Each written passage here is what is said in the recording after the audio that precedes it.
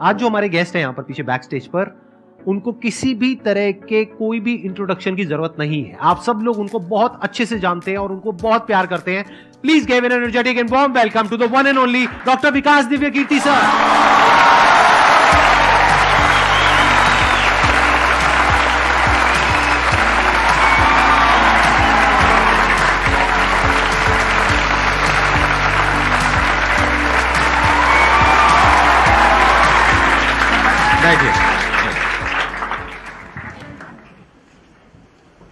मैं सबसे पहले आपको धन्यवाद देना चाहता हूँ धन्यवाद आपका आने के लिए। Thank you so much. क्योंकि जब से मैंने सीरीज शुरू करी है तब से हमारे कमेंट सेक्शन में कोई भी एक भी ऐसा वीडियो नहीं है जहां पर आपका नाम ना लिखा हो।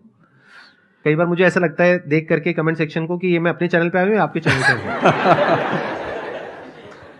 मैं सोशल मीडिया पे बहुत कम एक्टिव रहता हूँ तो मुझे आइडिया नहीं था इस बात का, पर मैं थैंकफुल हूँ कि आपने बुलाया, इस लायक समझा कि मैं यहाँ पर आऊँ। सर प्यार बहुत करते हैं बच्चे आपको, मतलब इतना प्यार है जिसकी कोई हद नहीं है। मैं ठीक कह रहा हूँ गलत कह रहा हूँ? यस और नो? सो अब आप लोग जो चाहे जैसे चाहे इनसे क्वेश्चंस पूछ सकते हैं। सर लाइफ में जब भी कोई सिचुएशन आती है कि जिसमें दो रास्ते, एक प्रैक्टिकल और एक इमोशनल, तो बैलेंस आउट कैसे करना है? इमोशनल और प्रैक्टिकल में हमेशा विरोध नहीं होता है, कभी कभी साथ भी चल सकता है। और सिर्फ इमोशनल कुछ नहीं होता, सिर्फ प्रैक्टिकल कुछ नहीं होता, प्रोपोर्शन का डिफरेंस होता है। जब इमोशंस आपके दिमाग पर बहुत हावी हों तो फैसला करने से बचना चाहिए, स्पेशली बड़ा फैसला। छोटा तो ठीक है कि आपके दोस्त ने कहा कि दोस्त नहीं एक फिल्म देखेगा मेरे साथ, आप इमोशनल हो जाके देख ली फिल्म, क्या हो गया, कोई नुकसान नहीं होगा। पर कोई ये कहे कि तो मुझसे प्यार नहीं करते, शादी नहीं कर सकते मुझसे और हमने शादी कर ली, ये ठीक नहीं है। सिर्फ इमोशंस में आके बहुत बड़ा फैसला मत कीजिएगा, चाहे वो करियर का हो, चाहे पार्टनर का हो, चाहे कोई भी फैसला हो। प्रैक्टिकल इतना नहीं हो जाना है कि आप मशीन, रोबोट या पत्थर बन जाएं। क्योंकि आप कितने भी सक्सेसफुल हो, यदि आप इमोशनली सक्सेसफुल नहीं है, इमोशनली स्टेबल नहीं है, इमोशनली वेलबींग के स्टेट में नहीं है, तो आपकी सक्सेस किसी काम की नहीं है, एकदम मीनिंगलेस है। So the success in totality needs emotional happiness, emotional stability as well. इसलिए इमोशंस को खारिज करके जिएंगे तो शायद कुछ अचीवमेंट्स बड़ी हो जाएं, पर वो किसी काम की नहीं है। केवल इमोशंस पे चलेंगे तो हो सकता है कि अचीवमेंट जिंदगी में ज्यादा हो ना पाए। तो बैलेंस की बात है। और सबसे अच्छा तरीका है, जब बहुत इमोशंस हो, इंटेंसिटी बहुत ज्यादा हो, सिर्फ एक तरीका मैं जो अपनाता हूं, उस क्षण में फैसला नहीं करना है। कुछ भी हो, कोई कितना भी प्रेशराइज करे, सिर्फ इतना बोलिए कि मैं 24 घंटे बाद बताऊंगा आपको, थोड़ा सोचूंगा इस बारे में। और यदि आपने उस मोमेंट से खुद को बाहर निकाल लिया तो फिर आप डिटैच होकर देख पाएंगे और थोड़ा सा प्रैक्टिकल एलिमेंट भी रहे, इमोशनल एलिमेंट भी रहे, वो फैसले सबसे अच्छे रहेंगे लाइफ के लिए। मैं आपको एग्जांपल से बात समझाता हूँ। ऐसे लोग जो तैयारी कर रहे थे, अफेयर में थे, एक का सिलेक्शन हो गया, अब उसके सामने क्राइसिस ये है, स्पेशली किसी लड़की का हो गया, लड़के का नहीं हुआ। अब हमारी सोसाइटी में ना, लड़की ऊंचे पद पे हो, लड़का ना सफल हुआ हो तो बड़ा मुश्किल है सोसाइटी में, उनको शायद दिक्कत नहीं है। अब वो लड़की प्रैक्टिकल नहीं है कि मैं तुमसे शादी करूं, ये कह के अगर हट जाती है और शादी करती है किसी ऐसे व्यक्ति से जो बहुत सफल है। I know many such people personally, मैं नाम नहीं बोल सकता किसी का। मैंने जनरली पाया है कि वो लोग लाइफ में बहुत फ्रस्ट्रेशन में रहे बाद में, क्योंकि सफलता के नाम पर, प्रैक्टिकल होने के नाम पे ऐसे व्यक्ति को चुना जिसके साथ वो रह नहीं सकते ठीक से। और मैं ऐसे कई लोगों को जानता हूं जो IAS बने, IPS बने, जिनको करोड़ों रुपए के दहेज के ऑफर्स आए, साफ ठुकरा के कहा कि मैं जिंदगी एक ही व्यक्ति के साथ गुजार सकता हूं जो मेरे साथ है, और हैं, बहुत खुश हैं। अब कोई कह सकता है उनके परिवार में कि इसने प्रैक्टिकल फैसला नहीं किया, इमोशनल फैसला किया, पर अल्टीमेटली किसी चीज की वैल्यू क्या है? आपकी लाइफ बेहतर हो। यूट्यूब पे जिसके 1 लाख भी सब्सक्राइबर्स होते हैं वो मोनेटाइज करता है, 1 लाख क्या जब मिनिमम हो सकता है, खूब पैसा कमाते हैं, ब्रांड प्रमोशन करते हैं, साबुन तेल बेचते हैं बीच बीच में। आपका चैनल तो शायद देश में सबसे बड़ा चैनल है, आप चाहें तो कितना नहीं कमा लेंगे। मुझे कुछ दिन पहले एक एजेंसी के लोग मिले जिन्होंने बताया कि इनकी जैसी ख्याति है उस लेवल पर महीने में कोई 5-10 करोड़ भी कमाना चाहे तो कमा सकता है आराम से इस यूट्यूब चैनल से। तो मैंने पूछा कि वो कौन सी चीज है जो आपको इतना मजबूत बनाती है कि आप नहीं इस रास्ते पर जाते। मैं वो जानने में इंटरेस्टेड हूँ। तो 10 मिनट की बात के बाद मैं समझ में आ गया, क्योंकि अल्टीमेटली अगर मैं अपनी वैल्यू के खिलाफ चला गया तो खुश कैसे हो जाऊंगा? पैसा मुझे कैसे खुशी देगा जब मैं ही नहीं रहा, तो खुशी किस बात की? इसलिए इतना प्रैक्टिकल मत होना कि अपनी माँ के, पिता के, भाई बहन, दोस्त, जो प्रेमी प्रेमिका है, उनके इमोशंस के साथ खेलने लगो। इतना प्रैक्टिकल कभी मत होना, इतना इमोशनल मत होना कोई आपको बेवकूफ़ बना सके, बात बात पर बेवकूफ़ बनाता रहे। और बैलेंस जिंदगी जो है ना, वो मध्य मार्ग में है, जिंदगी एक्सट्रीम पे नहीं है, मध्य में है। तो प्रैक्टिकल और इमोशन का बैलेंस रखिए, लाइफ बढ़िया होगी।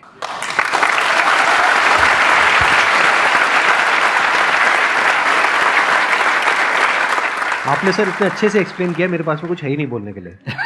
यूजुअली मेरे पास में कुछ होता है ऐड करने के लिए, लेकिन आपने पूरा ही उसका ऐसा निचोड़ निकाल दिया। आपने YouTube पे इतना बोला कि सच में नहीं बचा होगा आपके पास।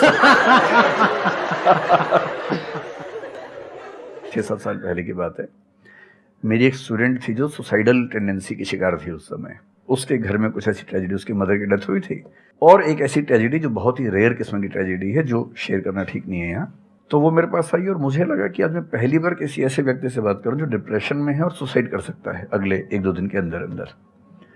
अब मैं परेशान था कि मैं कैसे मैनेज करूं, और मुझे मोटिवेशन की ऐसी जानकारी उस समय तो बिल्कुल नहीं थी, बाद में थोड़ा बहुत पढ़ा। तो मैंने उससे कहा कि अच्छा तुम घर जाओ, मैं कुछ देखता हूँ। फिर मैं घर गया, नेट पे सर्च करना शुरू किया। करते करते मुझे आपका एक वीडियो मिल गया, अनस्टॉपेबल, शायद कुछ आपने एक वो बनाया था उस समय। तो मैंने वो थोड़ा सा देखा, 10 मिनट का। मुझे लगा कि ये जो है ना, ये इंजेक्शन है किसी मतलब डिप्रेस्ड व्यक्ति को तुरंत मोटिवेट करने के लिए। तो मुझे ध्यान है कि मैंने उसको वीडियो का लिंक भेजा। मैंने कहा देखो, जिंदगी अपने रास्ते पे चलेगी, ठीक हो जाएगी। जब जब मूड ऐसा हो, बहुत डिप्रेसिंग हो, सुसाइडल मन करे, उस समय वीडियो देखना ध्यान से, और कम से कम उस बुरे फेज से बाहर निकल जाओगी। और फिर मैंने वो वीडियो अपने फैमिली में भी 2-3 बच्चों को भेजा, जो बच्चे उस क्राइसिस में होते थे। तो मैं बहुत थैंकफुल हूँ उन सब बच्चों की जान बचाने में क्या बात कर बड़ी भूमिका है। Thank you so much sir, it means a lot to me. ये तो आपने बहुत बड़ी बात कह दी सर, मेरे लिए बहुत बड़ी बात है ये। नहीं, कई बच्चों की जान बचाई होगी आपने जरूर। जो वो एक मोमेंट होता है, उस मोमेंट में कोई बचा ले तो लोग बच जाते हैं, वो मोमेंट क्रॉस हो जाए तो फिर चीजें बिगड़ जाती हैं। हेलो सर, नमस्ते। नमस्ते सर, बोथ ऑफ यू, मैं हमेशा से आप दोनों की बहुत फैन रही हूँ। मुझे बस ऐसा लग रहा है कि मैं सपना देख रही हूँ, मेरे लिए रियलिटी नहीं है। मुझे बस आपसे ये जानना, मैं हर मतलब एवरी डे 8 से 10 आवर में पढ़ाई करती हूँ, बट मुझे कभी कभी बहुत डीमोटिवेशन आ जाता है कि होगा नहीं होगा, क्या होगा पता नहीं। देखिए, डीमोटिवेशन अगर आपको दिन भर में 1 घंटे आता है। नहीं सर, ऑलमोस्ट टाइम पढ़ाई करने के बाद 2-3-4 दिन के बाद ही होता है, कंटिन्यूअसली नहीं होता। अगर महीने में 4-5 बार आता है और 1-1 दिन के लिए आता है, तो इसका मतलब आप एकदम ठीक हैं। अगर कोई व्यक्ति आपको ये कहे कि मुझे डिमोटिवेशन कभी नहीं होता, तो उसको इलाज की जरूरत है। आपको जरूरत नहीं है, क्योंकि जब आप अपने से बेहतर व्यक्ति को देखेंगे, आपको थोड़ा सा इंफीरियरिटी कॉम्प्लेक्स आएगा, डिमोटिवेशन आएगा। जब आप अपने से कमज़ोर को देखेंगे, आपको सुपीरियरिटी कॉम्प्लेक्स आएगा, थोड़ा सा मोटिवेशन ज़्यादा हो जाएगा। जिस दिन टारगेट पूरा हो जाएगा, मोटिवेशन आ जाएगा। जिस दिन टारगेट पूरा नहीं होगा, डिमोटिवेशन आएगा। जिस दिन टेस्ट में आपके मार्क्स अच्छे आएंगे, आप मोटिवेशन के साथ लौटेंगे। जिस दिन खराब आएंगे, डिमोटिवेशन होगा। लेकिन ध्यान रखिए, जिस दिन आप मोटिवेटेड हैं, उस दिन आप वजह बन गए कईयों के डिमोटिवेशन की। लगातार मोटिवेटेड होना एक मेंटल इलनेस की निशानी है, और लगातार डीमोटिवेटेड होना डिप्रेशन की निशानी है। इन दोनों से बचना है। तो डीमोटिवेशन की बहुत हाइप है, इतनी हाइप की ज़रूरत नहीं है। थोड़ा बहुत हो, एंजॉय कीजिए उसको। और जब जब लगे कि ज़िंदगी बहुत ख़राब चल रही है, तो मैं जो करता हूँ, अजीब सा लगेगा आपको, मैं कभी कभी शमशान घाट चला जाता हूँ। सच कह रहा हूँ, ये सुनी है आपने वीडियोस में भी कहा है। सच में चला जाता हूँ, या ट्रॉमा सेंटर चला जाता हूँ देखने के लिए। ट्रॉमा सेंटर में जाके 1 घंटा बैठ के आ जाइए, मोटिवेशन आ जाएगा। और शमशान घाट में जाके देख लीजिए कि हम जैसे हमसे कम उम्र के लोग वहाँ जल रहे होते हैं, तो लगता है हम जिंदा तो हैं। अगर मैं थोड़ा सा कॉग्निटिव लेवल पर बात करूँ, एक बहुत बड़ा साइकोलॉजिस्ट हुआ, उसका नाम है ब्रेंटानो, कभी सर्च कीजिएगा उसको। ब्रेंटानो ने ह्यूमन कॉन्शियसनेस को स्टडी किया, और उसने ये बताया कि ह्यूमन कॉन्शियसनेस की बेसिक नेचर है कि जो हमारे पास है वो हमें नज़र नहीं आता, जो नहीं है वो नज़र आता है। तो the consciousness of lacking something is the nature of human consciousness. इसलिए इसी बात को एक शेर में, बहुत प्रसिद्ध शेर में कहा गया है, दुनिया जिसे कहते हैं जादू का खिलौना है, मिल गया सो मिट्टी है, नहीं मिला वो सोना है।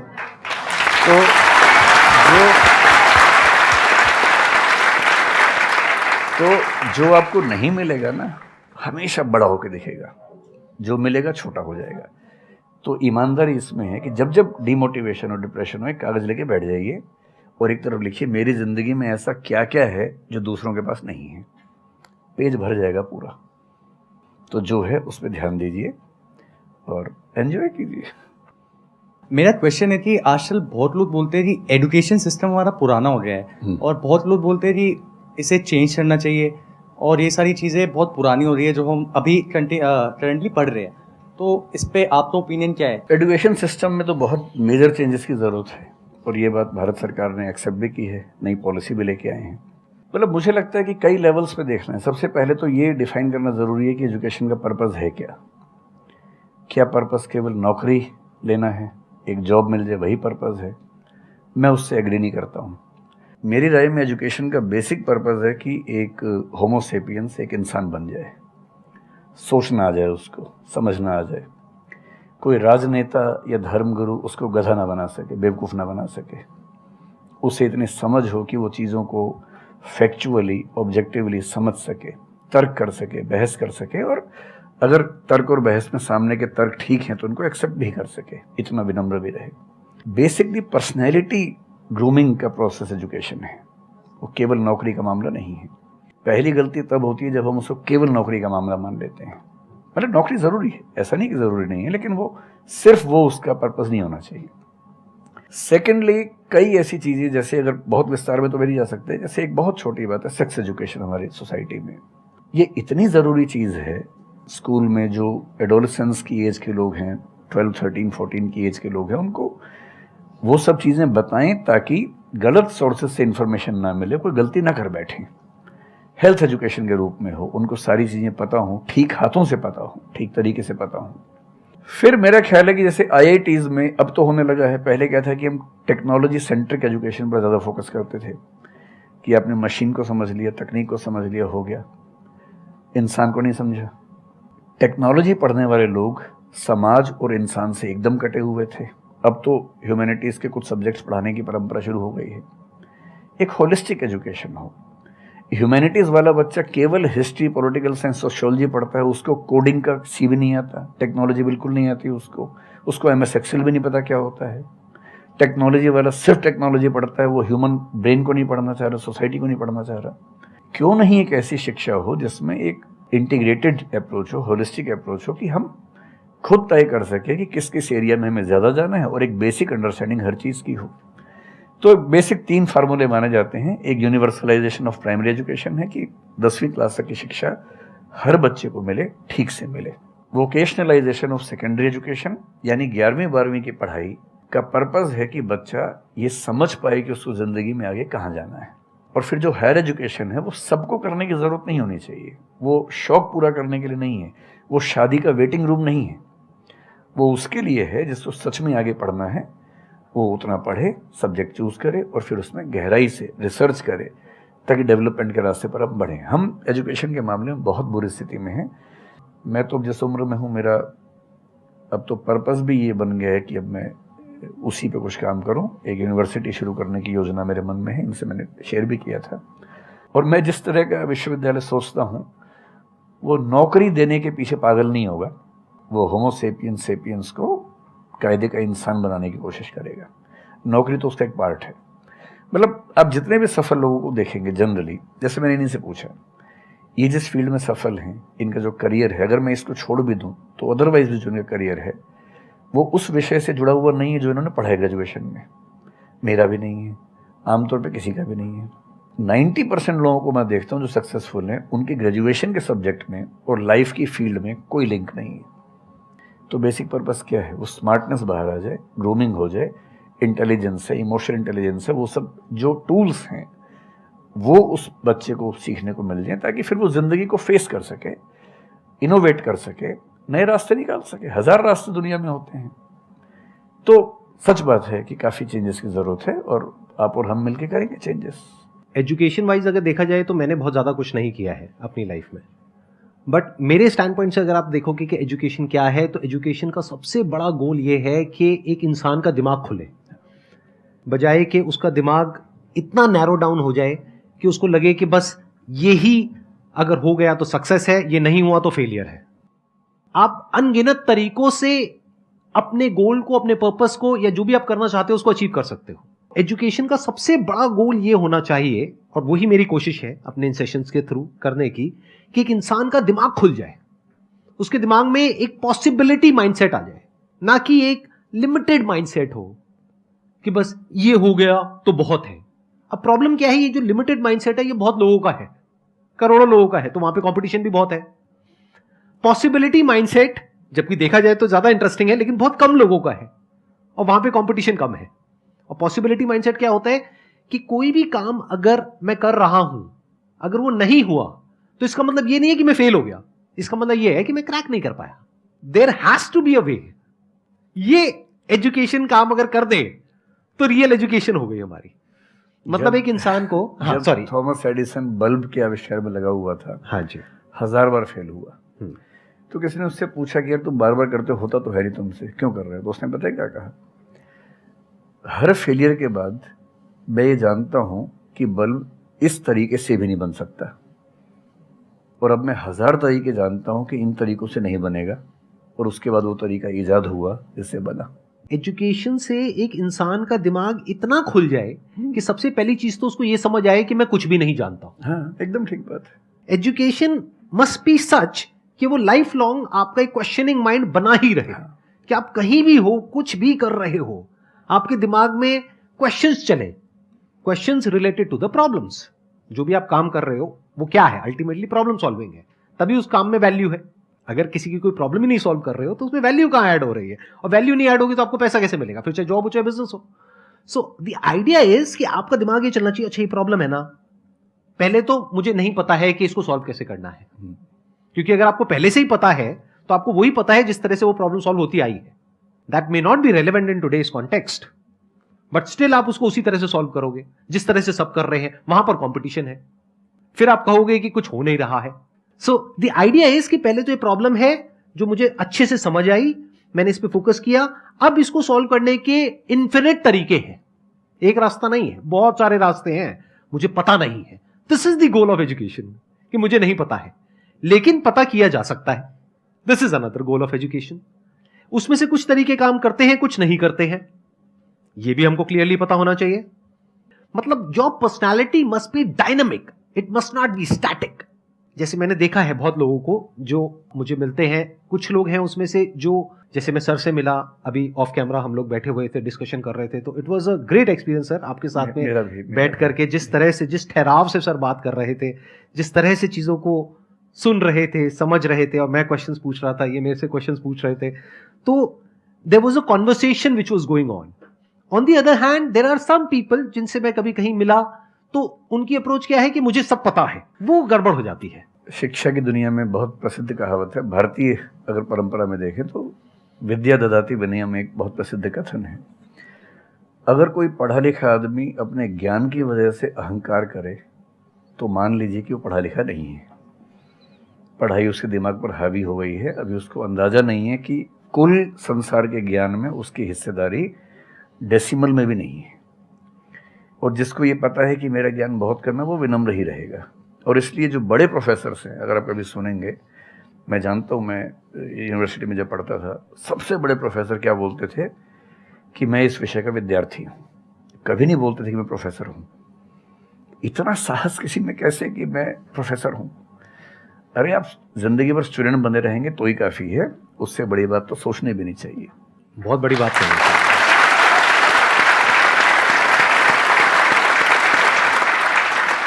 मतलब कि एजुकेशन का गोल आपको प्रोफेसर बनाना नहीं है, आपको स्टूडेंट बनाना है। हाँ। अगर सर की बात को आगे एक्सटेंड किया जाए, एकदम सही बात। एक लाइफ लॉन्ग स्टूडेंट, कि आप सीखते चले जा रहे हो, सबसे जिससे मिल रहे हो, लोगों से सीख रहे हो, सिचुएशन से सीख रहे हो, अपनी लाइफ के अच्छे एक्सपीरियंसेस से सीख रहे हो, बुरे से सीख रहे हो। जैसे मैंने देखा है जब भी यहाँ पे कोई क्वेश्चंस पूछते हैं ना, सबके क्वेश्चंस एक ही होते हैं, सर सक्सेसफुल कैसे हो। कभी मैंने आज तक ये क्वेश्चन नहीं सुना किसी का भी जो इससे बड़ा क्वेश्चन है, जो आप रिलेट कर जाएंगे कि सर सक्सेस हमारा दिमाग खराब किस तरीके से करती है, या सक्सेस का क्या माइनस पॉइंट है। सही बात। सक्सेसफुल होने से बड़ा है मीनिंगफुल होना, सार्थक होना। सफल होना छोटी बात है, सार्थक होना ज्यादा बड़ी बात है। सर मेरा क्वेश्चन ये है कि लाइफ में बहुत सारे सर्कमस्टांसेस आते हैं जहाँ पे मतलब हमें ये लगता है, बहुत सारे निगेटिव थॉट्स आते हैं कि मतलब आगे कैसे बढ़े, how to get rid of fear of failure. Sir कैसे हम इसको हैंडल करें, अगर हम कोई किसी चीज़ को शुरू करना चाहते हैं सर, तो हमारे दिमाग में बहुत सारे निगेटिव थॉट्स चलते रहते हैं, हो पाएगा नहीं हो पाएगा, बहुत तरह के नेगेटिव क्वेश्चंस आते रहते हैं सर, तो इसको कैसे हैंडल करना है सर इस सिचुएशन को? फियर ऑफ फेलियर थोड़ा सा ठीक भी है जी। ये हमें रोकता है उन दिशाओं में जाने से जहाँ हमें जाना भी नहीं चाहिए। जैसे मान लीजिए मैं सोचूं कि मैं फुटबॉल प्लेयर बन जाऊं, मुझे पता है कि नहीं बन पाऊंगा, मेरी फिटनेस वैसी नहीं है, तो मुझे ये फियर रोक लेगा, ठीक बात है ना। ये ज़रूरी नहीं है कि आप दुनिया में हर चीज़ के लिए ठीक हो। हर किसी का एक पैकेज है, हर किसी का जो एट्रीब्यूट्स हैं या वर्च्यूज़ हैं उन सब का एक पैकेज है। We can be good at few things, we can be best at maybe one thing, we can not be best at everything. तो ये बहुत ज़रूरी है कि अपने एप्टीट्यूड को देख के हम सिलेक्शन करें कि हमें कहाँ जाना चाहिए। ठीक है, अगर सिलेक्शन कर लिया है तो फिर फियर ऑफ फेलियर होने की वजह ये है कि या तो आप जो कंपटीशन है उस पर ज़्यादा फोकस कर रहे हैं, अपनी स्ट्रेंथ पे कम फोकस कर रहे हैं। मेरे ख्याल से स्ट्रेंथ पे फोकस करना, कुछ अच्छे लोगों की कंपनी में रहना जो थोड़ा सा मोटिवेट करते हों, अच्छे दोस्त हों, लगातार मनहूस टाइप की बात ना करते हों, ऐसे लोगों के साथ रहना, कुछ रिक्रिएशनल एक्टिविटीज़ उससे बाहर निकल के थोड़ा खेलना कूदना, मतलब फिजिकली फिट रहना, वो सब रहेगा तो हार्मोन्स जो हमारे दिमाग में आते हैं उससे, फिजिकल एक्टिविटी से, जो एंडोर्फिन्स वगैरह हैं, हैप्पी हार्मोन्स है, डोपामाइन वगैरह है, वो रिलीज होते रहें तो हम वैसे भी बहुत फियर से बचे रहते हैं। और अंत में मेरा तरीका ये है कि अगर मैं कुछ नहीं करूँगा तो फेल होना तय है, करूँगा तो चांस है कि फेल होऊंगा या पास हो जाऊँगा, तो नहीं करने में तो तय है कि फेल हो गया, तो क्यों ना एक बार चांस ले लेते हैं। और एक जगह फेल होऊंगा तो तय मान के चलिए कि दूसरी जगह मेरे फेल होने के चांस कम होगा, क्योंकि मुझे एक एक्सपीरियंस है प्रयास करने का और फेल होने का, और वो एक्सपीरियंस किसी ना किसी क्वांटिटी में हर फील्ड में काम आता है, मैच्योरिटी आपके अंदर आती है। और मैं एक शेर अक्सर यूज़ करता हूँ, बहुत बहुत प्रिय शेर मुझे है, और मुझे सच में लगता है कि ज़िंदगी को जीना बहुत आसान काम है, मुश्किल काम नहीं है। असली बात है कि आप प्रयोग करें, कोशिश करें, और हार जाएं तो दूसरी कोशिश करें। और मैं इसीलिए एक लाइन हमेशा बोलता हूँ, क्यों डरे, ज़िंदगी में क्या होगा, कुछ ना होगा तो तजुर्बा होगा।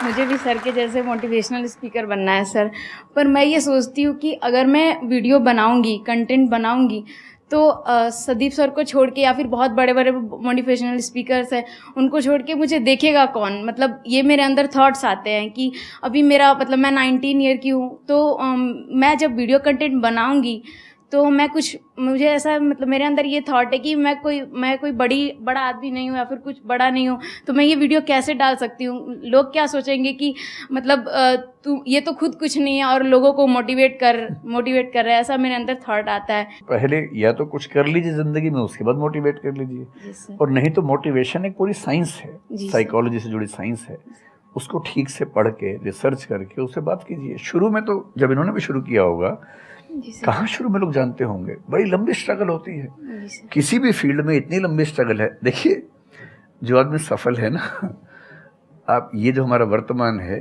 ये ऐसे ही नहीं बन गया है। हर सफल आदमी का एक बहुत लंबा अतीत होता है जिस पर नज़र किसी की नहीं होती है।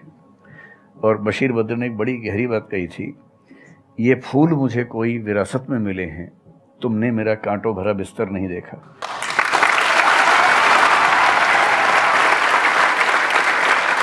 कितने साल तक ये लहूलुहान हुए होंगे, रोज़ छिला होगा शरीर, तब जाके लोगों ने पहचानना शुरू किया होगा। लगातार काम करने से, जिसको कंसिस्टेंसी कहते हैं, परसिवरेंस कहते हैं, बात बनती है, आपकी भी बनेगी। मैं तो कई ऐसे लोगों को जानता हूँ जिन्होंने एकदम स्क्रैच से शुरू किया और उसके बाद वो टॉप पे पहुंचे। आपने अपने क्वेश्चन में दो बातें टच करी, एक कि आपको मोटिवेशनल स्पीकर बनना है, एक है कि फियर ऑफ फेलियर है। एक तो ये फियर ऑफ फेलियर को हटाइए, अगर आपको मोटिवेशनल स्पीकर बनना है तो अपने माइंडसेट को रखिए एक्सपेरिमेंटल माइंडसेट। आप ये समझिए life is like an experiment. एक साइंटिस्ट का माइंड कैसा होता है, वो ये थोड़ी ना सोचता है कि मैंने ये एक्सपेरिमेंट किया, ये फेल हो गया तो क्या होगा। उसको पता है failure is the part of success. जब तक 20-30 बार, 50 बार, 100 बार कोई एक्सपेरिमेंट फेल नहीं हुआ, इसका मतलब वो कुछ नया ट्राई नहीं कर रहा, इसका मतलब वो तो रिपीट कर रहा है। जैसे स्कूल में बच्चे करते हैं लेबोरेटरी में कि बुक में देखा बस उसको कॉपी किया, तो दोनों में फर्क हो गया ना। एक है कुछ नया डिस्कवर करना, कुछ नया क्रिएट करना, एक है जो क्रिएट हो चुका है उसको रिपीट करना। तो you are talking about becoming a motivational speaker. तो अगर आप मेरे जैसे बनेंगे तो कोई क्यों देखेगा आपको? आपको तो अपने जैसा बनना पड़ेगा ना। तो अब उसमें क्या करना पड़ेगा? अब आपको क्या पता कि आपके अंदर ऐसा क्या है जिसको लोग देखना चाहें? उसके लिए तो एक्सपेरिमेंट करना पड़ेगा, ट्राई करना पड़ेगा। एक तरह से आप वीडियो बना के डालोगे, कोई नहीं देखेगा। दूसरी तरह से बना के डालोगे, कोई नहीं देखेगा। फिर तीसरी तरह से, फिर चौथी तरह से। हो सकता है 6 महीने बाद, 1 साल बाद, 2 साल बाद जा करके कहीं थोड़ा सा कुछ ऐसा क्लिक हो जाए जो हो सकता है आपको लग रहा था कि शायद ये नहीं होगा और वो क्लिक हो जाए। बट ये सब होता उसी के साथ में जो कुछ कर रहा होता है, जो कुछ ट्राई करता है। जैसे ट्राई करोगे तो हो सकता है हो जाए, नहीं करोगे तो पक्का है नहीं होगा, जैसा भी सर ने थोड़ी देर पहले कहा था।